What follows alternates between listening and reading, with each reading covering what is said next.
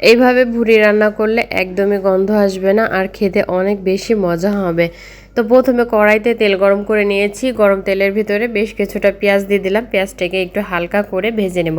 তারপর এখানে কিছু গরম মশলা দিয়ে দিলাম, সাথে তেজপাতাও দিয়েছি, দিয়ে ভালো করে একটু ভেজে নিয়েছি।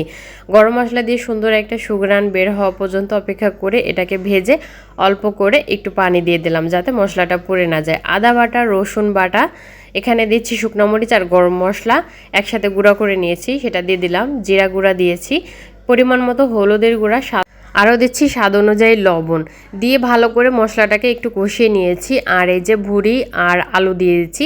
এই ভুড়িটাকে কিন্তু আমি আগে থেকে লবণ আর হলুদ দিয়ে ভালো করে জাল করে ধুয়ে পরিষ্কার করে তারপর ছোট ছোট করে কেটে নিয়েছি। বাচ্চারা যেহেতু ভুড়ি খেতে পারে না, তাই ভুড়ির ভিতরে আমি কিছু কলিজা দিয়ে দিলাম।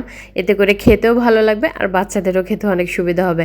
তো যাই হোক, খুব ভালো করে এটাকে একটু কষিয়ে নিব।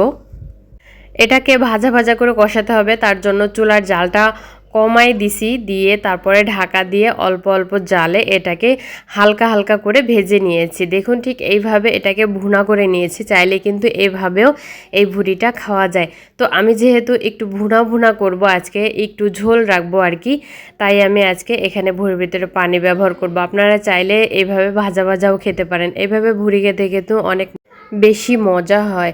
এখানে উঠানোর আগে সামান্য গরম মশলা বা টালা জিরা গুঁড়া দিবেন, তাহলে কিন্তু আপনার ভুড়ির রান্নাটা কমপ্লিট হয়ে যাবে। তো এই যে আমি অল্প করে একটু গরম পানি দিয়ে দিলাম। এখানে কিন্তু অবশ্যই গরম পানি ব্যবহার করতে হবে, তা না হলে কিন্তু ভুড়িটা শক্ত হয়ে যাবে আর খেতে একদমই ভালো লাগবে না। তো আমি গরম পানি দিয়ে ভালো করে নাড়িয়ে চাড়িয়ে মশলাটাকে একসাথে করে দিচ্ছিলাম।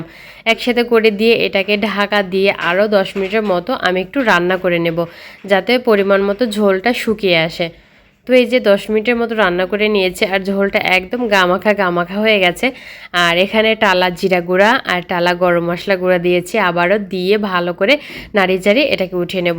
তো এইভাবে ভুঁড়ি রান্না কে কে করেন অবশ্যই কিন্তু আমাকে কমেন্ট করে জানাবেন। আর সবাই ভালো থাকবেন। আল্লাহ হাফেজ।